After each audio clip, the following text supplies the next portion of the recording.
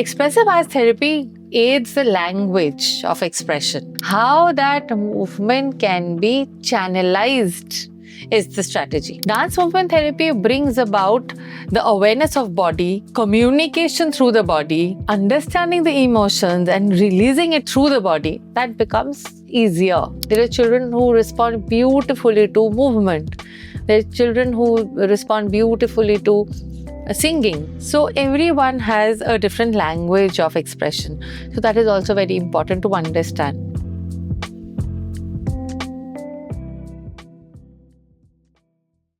Hello everyone, welcome to India Autism Center podcast, your go-to destination for insightful and powerful stories on inclusiveness, autism spectrum disorder, and most importantly, the awareness and empowerment of community. I'm your host for the session, Ms. Pooja Datta, and today we will be focusing and diving deeper into a topic that will move you literally. Yes, we will be discussing a very fascinating and emerging mode of therapy, dance and movement therapy, which is a typical non-conventional therapy that is found to be very relevant and meaningful for individuals in the spectrum. To give us more insights into dance and movement therapy, we are joined by Angira Chakraborty Dasgupta. Hi Angira, it's a pleasure to have you in the show. Welcome.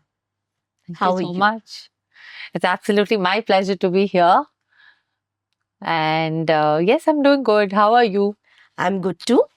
So, Angira, can you please share with us a brief journey of your professional career in DMT and how did it align with neurodivergence? Well, it takes me back to many memory lanes actually. Um, I have been teaching biology in school after I finished my studies, and I have been dancing for as long as I remember. I'm trained in Odyssey and I've been dancing, performing. And I've been always wanting to find a balance between the biology and the dance that I've been doing. And my life was kind of divided into two. That either I was teaching in a school, or I was after school I was coming and going for my classes. And somewhere I was not happy. I just knew that there is something more to life. There's something more to my calling. And that is when, after a long battle, after school, I also, after teaching in a school, I also worked in a corporate and I did many things, but I was just not getting that joy, that happiness, that this is it. That is what happened when I found dance movement therapy in 2014. And I got trained in Kolkata Sanved in association with this, and my journey began. After completing the training, I started working with neurodivergent children population. I started working in a school called Bloomingdale International. I worked briefly in Weekend, and I started understanding that how dance movement therapy can help, like just not dance movement therapy alone, but expressive arts can help. Because when we say divergent, we understand that something which is different from what we understand the typical. So that's why the word neurotypical and neurodivergent has come up. So something which cannot be understood by uh, a lot of us, where a child or a person belonging to the neurodivergent group might struggle to express verbally or by the language that so-called a typical understanding happens. That, okay, I want water or I am feeling cold. And there are typical ways of explaining it. But a person belonging to the spectrum of divergence will not be able to express in the typical way. Here, expressive arts therapy, where dance movement therapy is also a part, plays a huge role because it brings a language of expression to that person. It starts equipping that person with that language of expression, where the person slowly discover their own language to communicate, because communication becomes an issue in neurodivergence. This is aiding a child or a person in neurodivergence group where they learn various ways of channelizing what was actually building up. And that builds up as it comes out as an agitation, irritability, because it is a lack of there's an inability to express in the typical way. They always have a way of expressing, but because it is not typical, also the caregivers become, get hyper or frustrated that because there is a language barrier. So expressive arts therapy aids the language of expression. So it is highly effective. It is highly used in the West. It is getting popular in India now with time. And there are more and more people who are getting more and more aware. They are getting trained in this field and aiding children, people in this neurodivergence population to help them release what they struggle to release through so-called typical conversation. Understood. So if we say, Angira, just defining dance and movement therapy in your own words beyond the bookish knowledge, what is it and how much it is relevant for individuals in the spectrum? Well, it is, in my opinion, as I already said, it brings you the language. And for children who are non-verbal, it is body becomes a tool. Body becomes the medium through which one can actually start communicating.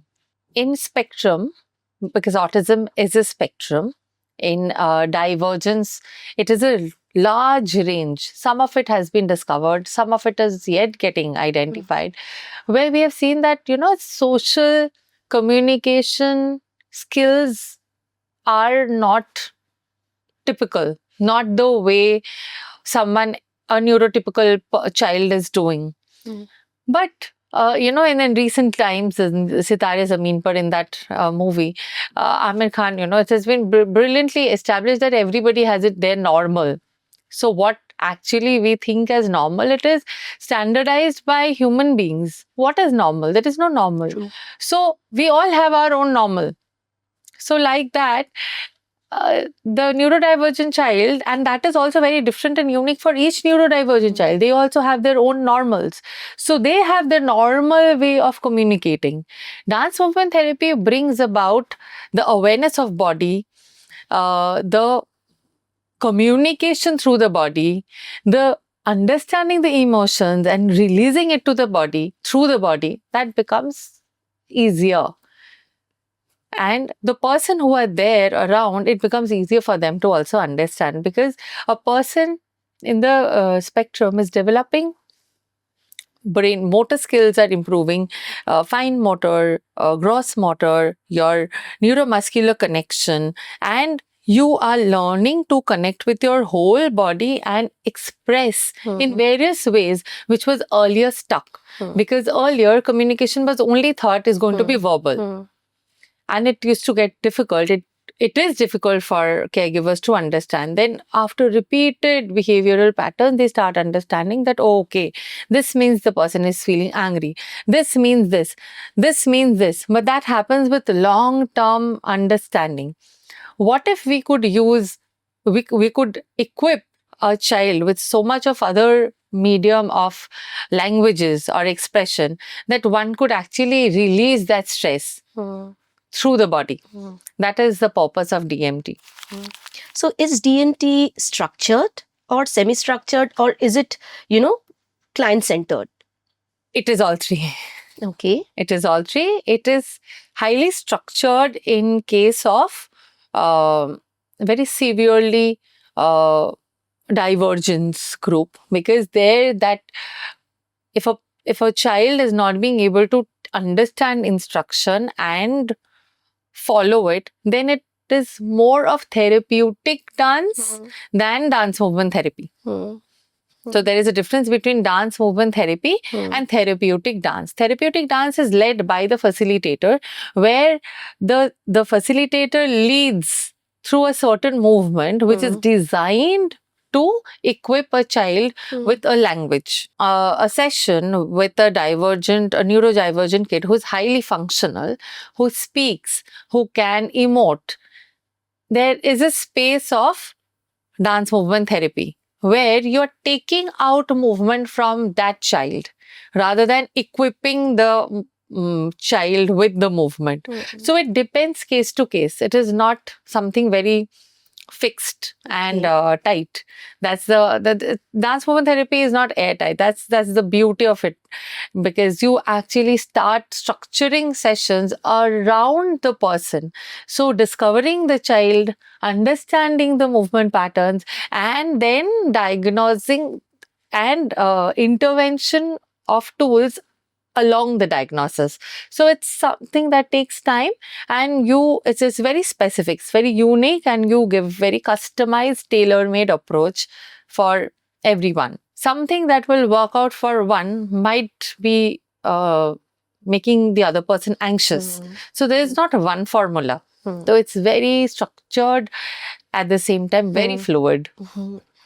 So, individuals who have never taken a dance and movement therapy, so for them, the very first session of dance and movement therapy, how will it look like, even for children in the spectrum? So how do you design, or how is the flow of events in the therapy session? It is mostly therapeutic dance, where it is highly led by the facilitator, which is for me to understand the range of movement. We call it ROM, R-O-M. So range of movement of a child. So it is mostly done, are you talking about one-on-one or a group? If it is one-on-one, then the approach is different. But in a group, in a small group, just about say 10, 12 children, we also need the caregivers to be present, and we start with certain movements where they start mirroring the facilitator. By then, the facilitator is also gaining knowledge that, okay, this child can move, can copy. This child is finding little difficult to follow instructions. This child is being able to do with the help of the caregiver. So in that understanding, the next and next and next activities flow. That how much you can actually pair them up. If you pair two children, will they be able to take instructions? Will one lead, other follow, this lead, other follow? Or you will need to handhold, or you need to mirror with them.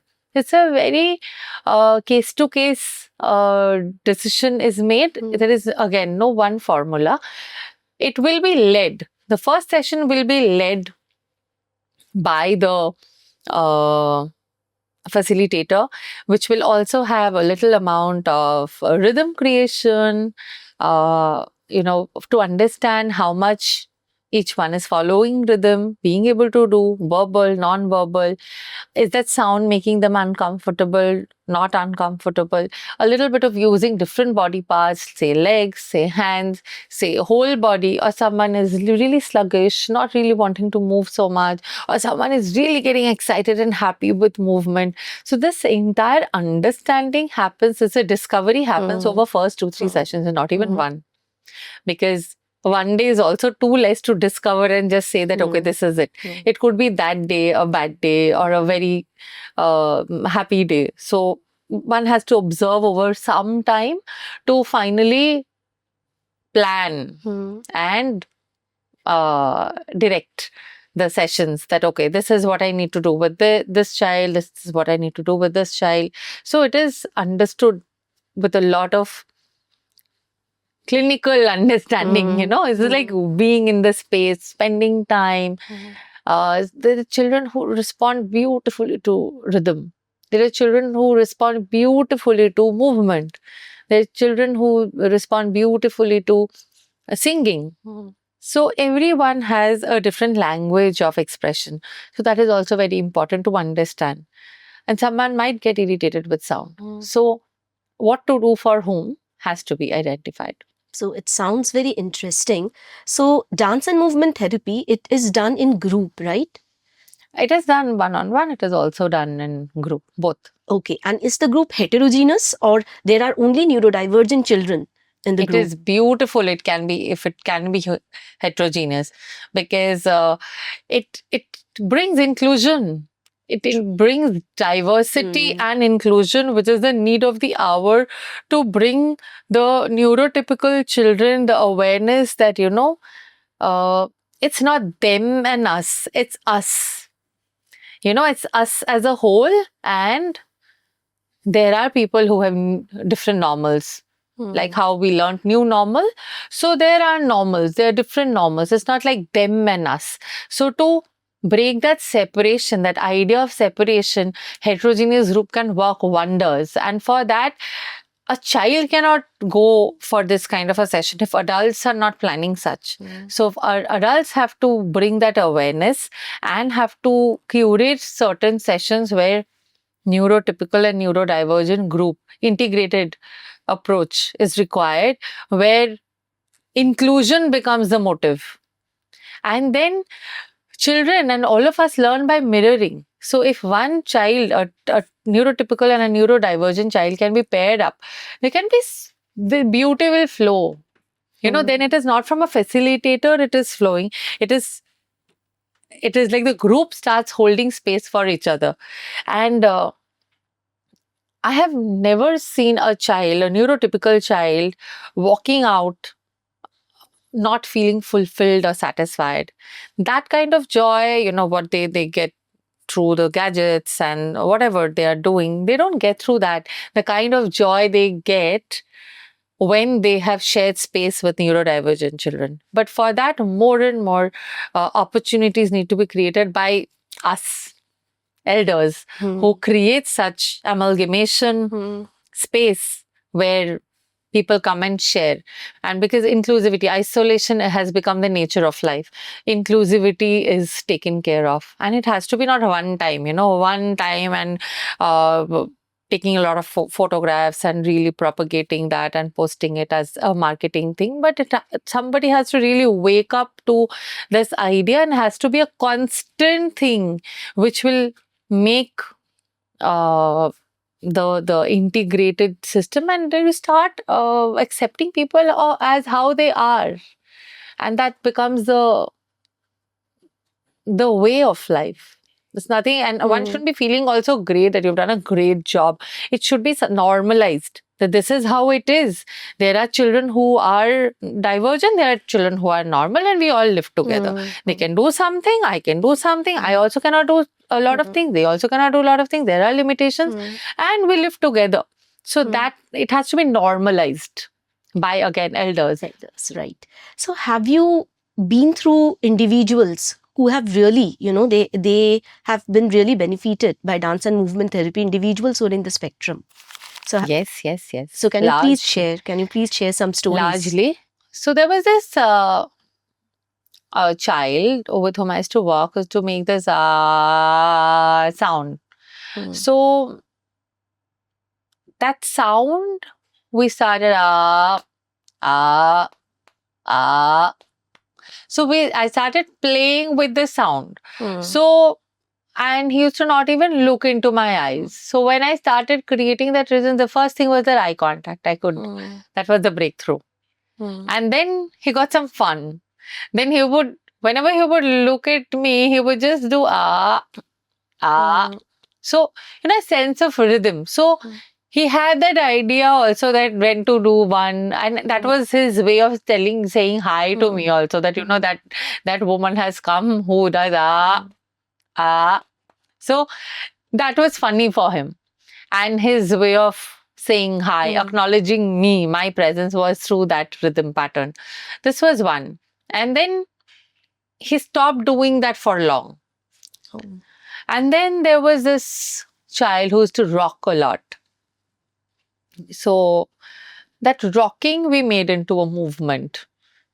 Started rocking forward and backward, and then we started rocking right and left, and then we started making the rocking movement bigger and bigger and bigger and bigger and bigger and bigger.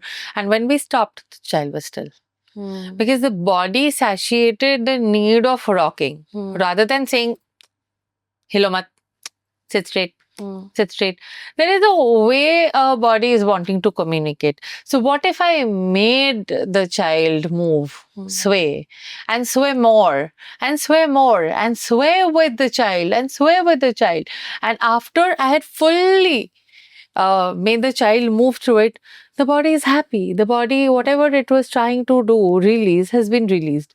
So there have been small, many benefits that I have seen over the years. It works. It works with consistency, with not giving up, and obviously one needs to study in this field to know what to be done, to understand that okay, this is working, this is not working. Again, it can't be a formula based work. And what worked for, suppose somebody's flapping hands, and one approach worked for child A, might not work with child B who's flapping hands.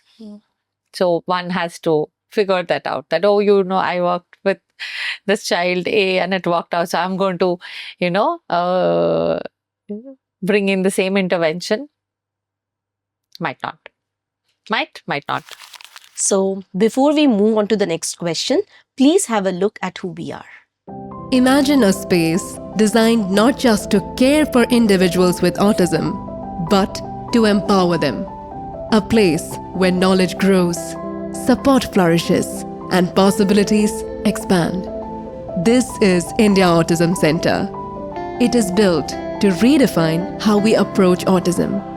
Through education, research, and community-driven initiatives, we create an environment where individuals with autism can thrive.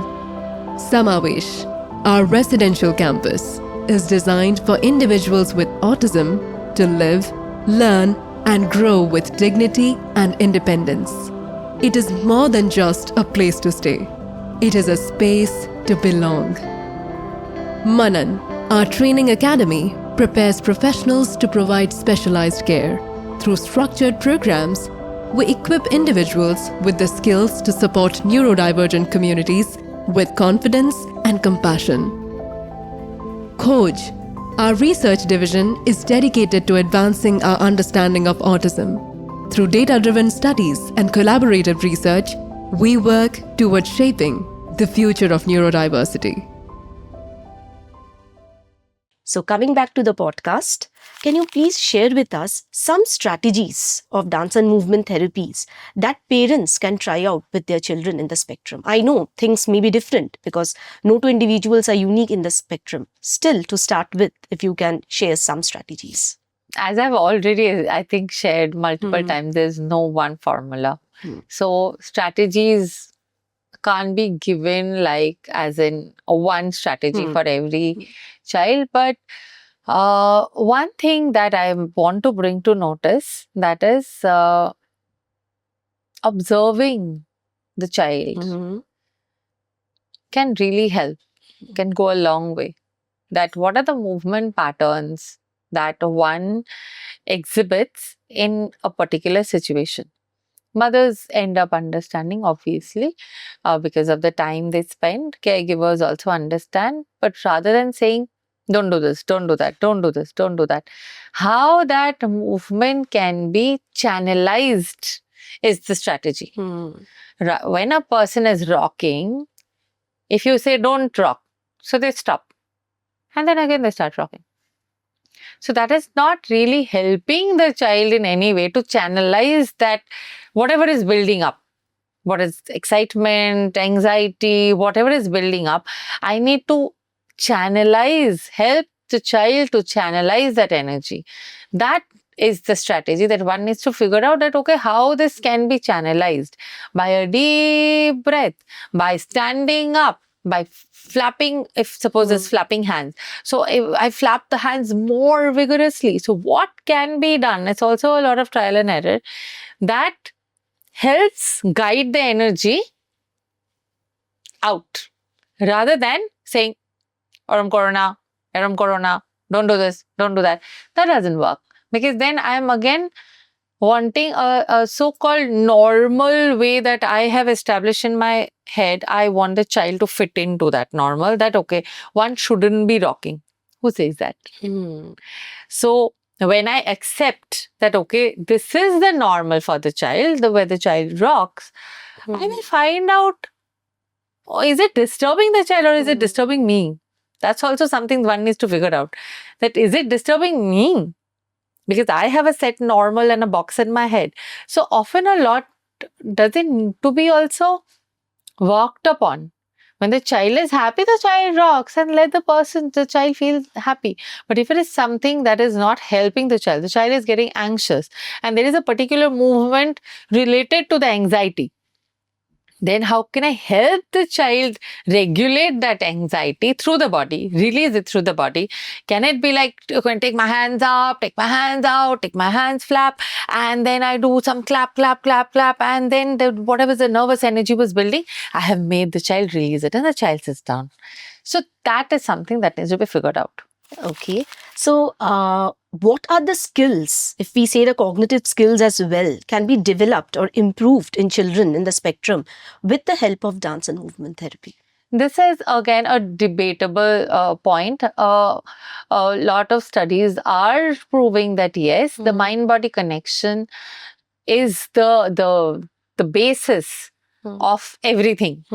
So of well-being, of general well-being. So when the body finds coherence with the mind, then obviously I am much more present to take instructions, which is obviously again tick mark to cognitive skills improving.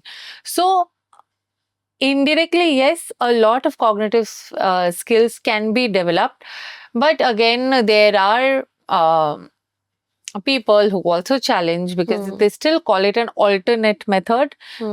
We are still not called a mainstream way of well-being. We are still looked upon as an alternate method to well-being, that it's seen that people respond well. It's like that. So one cannot say in this field as of now, 20 years down the line, maybe so-called alternate method will be the method. 50 years down the line, I don't know. But as of now, we are still looked upon as the alternate approach to well-being. So one cannot just say, I cannot right now say in the camera that yes, this is a way to improve cognitive health. But yes, of course, you have to talk to parents who have introduced movement, rhythm, and see their children flourish. Really make their shortcomings their strengths and how they worked on their shortcomings. Of course, but the number is still very small and handful. Right. So, as you say, ki it is an alternative therapy. Are you getting more individuals in the spectrum? The parents are bringing them for the dance and movement therapy sessions, and they are really believing in the efficacy of this alternative forms of therapy. So this is, I would say that I work mainly with the parents, the caregivers, the teachers. You must meet Dr. Aditi Bandyopadhyay. She is doing some phenomenal work in this field. She is a physician herself. She has opened a course. She has studied further. She's also from the same alma mater as mine, Kolkata Sanved. And she has developed curriculum for children in the spectrum, how they can benefit from expressive art therapy, especially dance movement therapy. So if you look at her work, she is definitely bringing it to people in a more affordable, available way. My area of work with time changed for caregivers because as I started my work in the neurodivergent group, I realized that there is a need of caregivers feeling better because each time I felt that the parents felt the child is not normal and the child needs help. But in that crisis, they forgot to be happy. They forgot to take care of themselves. They forgot that they also need help. So I realized that a person who's neurotypical, till they really fall sick, they have manifested some illness in their body or mind, they do not realize that they need help. But we hear it all the time that दूसरों को सहायता करने के पूर्वक खुद पे mask लगाए. So my work became around this. For the caregivers, for the parents, for the teachers, special educators, that I hope you are not going through a burnout. And a burnout will finally manifest at the body level, at the mind level. So before that, if you have a self-care tool, an anchor in your life to go back to, rather thinking that I have to fix this child or make this child fine, the worry is natural. But at the same time, if I do not take care of myself, the child is also going to pick up the vibe of my anxiety, of my stress, and will mirror that. So it's extremely essential and important for caregivers to find their own balance and harmony so that the child finds a very safe space to find their own language and way. So I have been relentlessly working in this field for caregivers because I felt that there is nothing for them. So I've mainstreamizing the work, bringing it to corporates, bringing it to schools, as in for teachers, for parents, for special educators, where they can find, okay, this is my time. I find my time to stay happy and healthy in my body and mind so that I can hold space for someone else. So it's a pleasure to see कि the mother and the child both are taking dance and movement therapy sessions. Both are in a way catharsizing their emotions, and that may create a strong connection between them. Absolutely. That is it. If the mother realizes that, it's not the child alone that who needs to go through this, but if I can join, the kind of bonding they will figure out a new language, the kind of bonding they will create, they probably have never felt otherwise through language or through other things. But body is the biggest binder. There was a saying that the family that eats together stays together. Now there's a saying, it is replaced, that the family that dance together stays together. True. So in your journey, have you seen, success stories of children with minimal verbalization or children who are non-verbal? They have benefited through dance and movement therapy? Highly. And they also like to find a language, just not dance movement therapy, but at the end, they also want to learn some dance and movement and some choreography, or they actually end up choreographing to songs because their language, they improve on their vocabulary of movements. They learn how to use their hands and legs and neck and torso, and they also watch certain things in the TV, and they end up, whatever music they like, they end up choreographing. So I've been astounded that how DMT has helped, it increased the range of movement of a child, and the child ended up choreographing a piece. So that's it's and I think, this getting astounded is also something that needs to be checked, that why not? This is how it is supposed to be. What is the big way of, getting astounded? Because somewhere in my mind also, I had that idea that maybe she will not be able to. So that is the idea, breaking the barriers we need to do, because we don't even know what neurodivergent children are capable of, because that kind of space is not being given to them. If we give, they will do breathtaking work. Right. So, any suggestion to the parents, Angira, the educators who are watching, the small exercises that is a healing for them as well, and they can practice it with their children? So I would say, find time for yourself. This is a must. Do not wait for a disease to kick in, a problem to surface for self-care. We hear often that, I don't need it. I mean, we all need it. We all need it in today's time. If you're living, if you have come on the other side of COVID, all of us need it. Okay. Even the most sorted person needs a self-care protocol. It is not somebody special who needs it. And anybody who's catering to neurodivergent population, all the more needed, because high demanding life.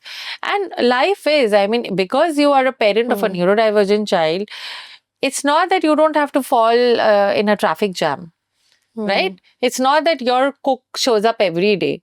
There are other challenges you go through. Your health can be an issue. There can be family issue. There can be a traffic or bad weather.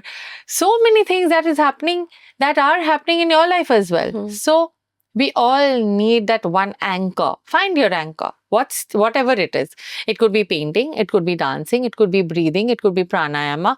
It could be gardening. It could be cooking. But what is that one thing that you find your anchor back to, which resources you?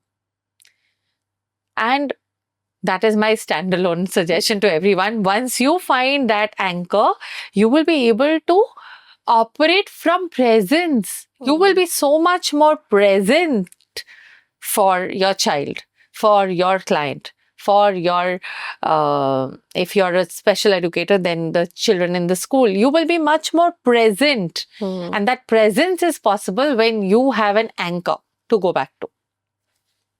Very nicely said, Angira. So we all have this, this misconception. Is dance movement therapy? It is dance. So just tuning to a song and dancing. Okay. But with your insight, we can understand that how therapeutic is dance movement therapy is, and how it is different from the traditional dances that children they learn, they are made to do. Thank you so much. Thank you. Before we wrap up in this session, we will be playing a short rapid fire round. Okay. So I'll be just, giving you a series of statements that centers around the assumptions, the myths or the facts related to DMT. You will have to tell us whether it's true or false. Okay. If you wish, you can little bit elaborate on it. Okay. So let's start. Sounds fun.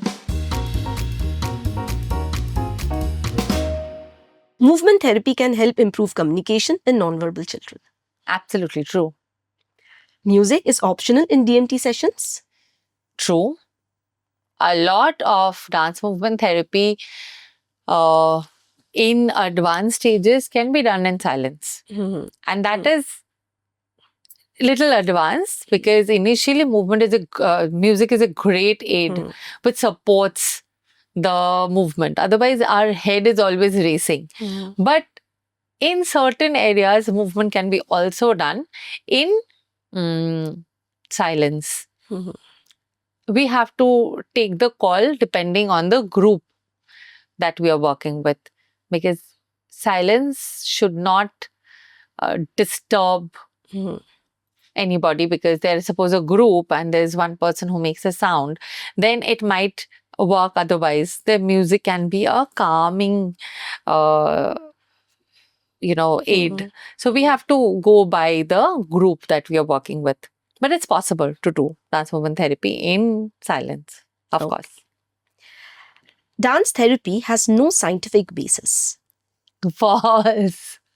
It's highly scientific, and it is, researches are being done every day.